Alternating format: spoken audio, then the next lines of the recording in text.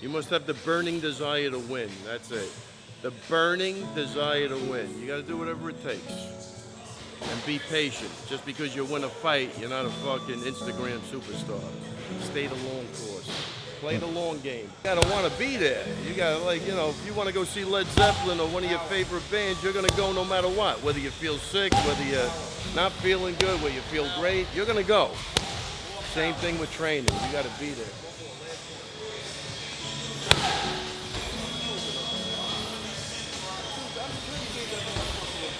All right, guys, so I'm working on my striking. I'm putting a lot of time in this off season before we get the fight signed. I'm very, very confident about this one, man. I feel like good things are happening. We're developing a lot of power, getting comfortable with our punches. In the kicking range, boxing range, I'm telling you, I'm gonna smash this dude, knock him the fuck out. And you guys are gonna be very, very surprised, but once again, ain't gonna be no surprises over here, baby. I'm telling you guys, bet your money up. Long Island, we're about to be rich again. We're gonna be rich again, baby. Let's go.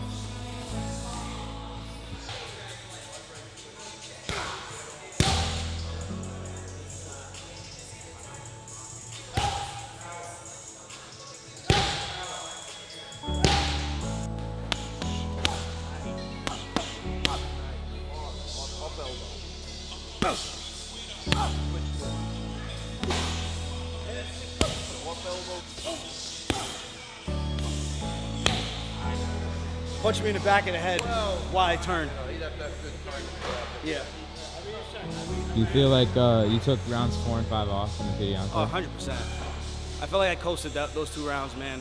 And never again, knowing that the judges aren't going to score it the way that it should be scored. But either way, the right guy won.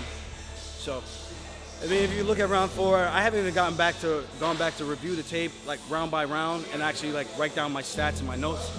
But round 4, I took him down with ease again. And then while I'm on his back, I try to get cool points and I try to jump on his back like a surfboard, like I was catching a wave. And then I slid off the top, and that's when I ended up on my back and guard, trying to drop into a triangle choke. But it's just like, you take that away and I stay on his back, I do the same thing I did in rounds 2 and 3. So, because a lot of people look at it, they'll look at the statistics and they'll say, oh, Peter Yan had 3 minutes of control time. Yeah. But really it was you, like, it wasn't the same type of control. Yeah, no, it's hanging out.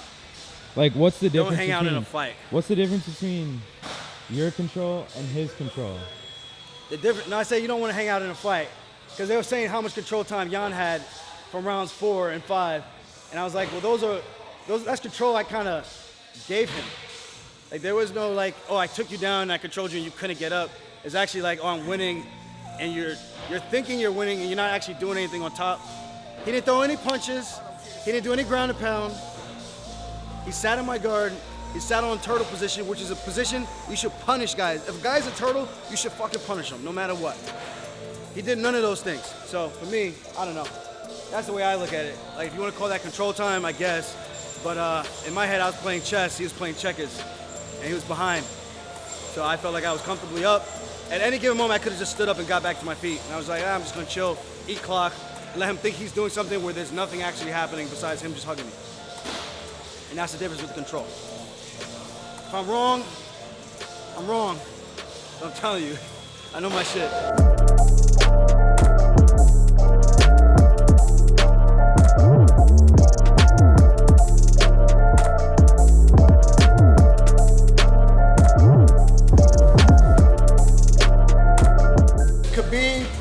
Dagestan position. Now his head is on this side. I try not to go this way because I give him my back and he can start to do this, which will flatten me out this way, which I don't really want. So if his head's on this side, I'm gonna turn the same way. Now watch my feet. I bring my feet inside, my near side foot. This elbow is gonna come inside for a frame. And I'm gonna create space. This is gonna allow me to get here. Now, all the while, my back has to be towards the cage. The moment I do this, he shrugs it by, he's on my back. This is gonna be a very hard fight. So, right here, my back, semi-pinned to the cage. I got my frame inside. I'm gonna try to bring this up, control it. So even if he does get to my back now, I have control where he's not gonna be able to step the hook in. So if I go here and I control this, I'm in a much better position than if I was here. Now he has my back.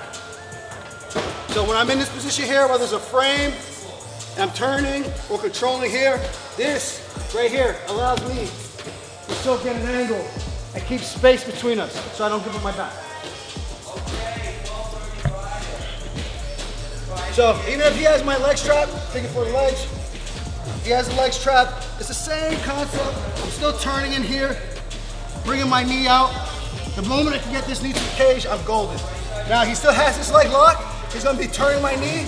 So trying to like straighten it, put pressure on the knee. So if he does that, we just turn our knee down. With no wrestling shoes, this foot's coming out all the way, all day long. But remember, I'm framing. So even if he does go to my back, there's no real control. If I do this, good luck. It's gonna be a very long process to get out of there. I'm inside, I got the frame.